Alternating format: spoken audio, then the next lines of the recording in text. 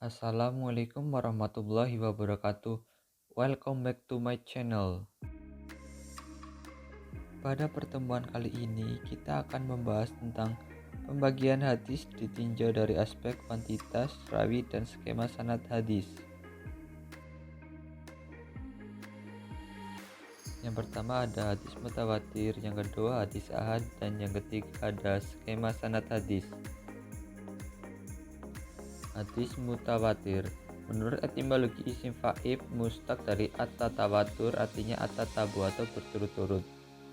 Sedangkan menurut terminologi adalah kabar yang didasarkan pada panca indera yang dikabarkan dari jumlah orang yang mustahil menurut adat mereka bersepakat untuk mengobarkan berita itu dengan dusta. Sedangkan menurut istilah, hadis mutawatir adalah hadis yang disampaikan oleh rawi yang banyak jumlahnya secara berturut-turut pada setiap lapisan generasi, di mana menurut adat kebiasaan mereka mustahil berkumpul untuk membuat kebohongan.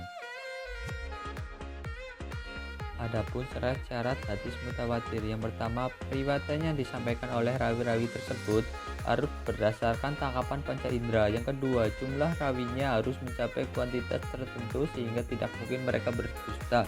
Yang ketiga, adanya keseimbangan jumlah antara para rawi dalam tobako pertama dengan jumlah rawi dalam tobako berikutnya.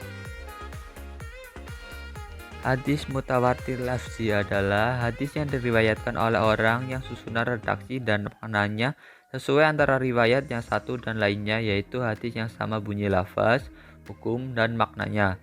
Kemudian hadis mutawatir manawi adalah hadis yang berlainan bunyi dan maknanya tetapi dapat diambil makna umum. Kemudian ada hadis ahad.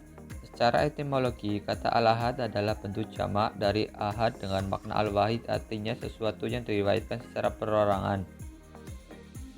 Kemudian ada pembagian hadis ahad. Yang pertama masyhur adalah hadis yang diriwayatkan oleh lebih dari 2 sanad atau diriwayatkan dari sahabat oleh sejumlah perawi yang tidak mencapai derajat mutawatir, kecuali derajat mutawatir tersebut hanya pada tabaqat sesudah sahabat dan seterusnya. Yang kedua ada aziz, yaitu hadis yang diriwayatkan oleh sedikitnya 2 perawi dalam semua tingkatan sanadnya. Yang ketiga ada gharib, adalah hadis al-gharib yang diriwayatkan oleh satu orang perawi pada tiap tabaqat atau tingkatan sanad atau pada sebagian tabaqatnya. Kemudian ada skema sanad hadis ditinjau dari sanadnya. Yang pertama ada Abdullah bin Muhammad, yang kedua Ibnu Muhadi, yang ketiga Sufyan, yang keempat Ibnu Hasin, yang kelima Abi Sholih, yang keenam Abi Hurairah, dan yang ketujuh Nabi Muhammad SAW.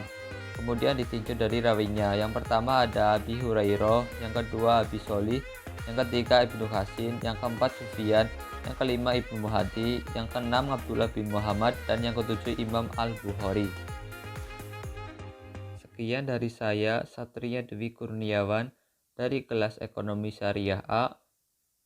Terima kasih. Wassalamualaikum warahmatullahi wabarakatuh.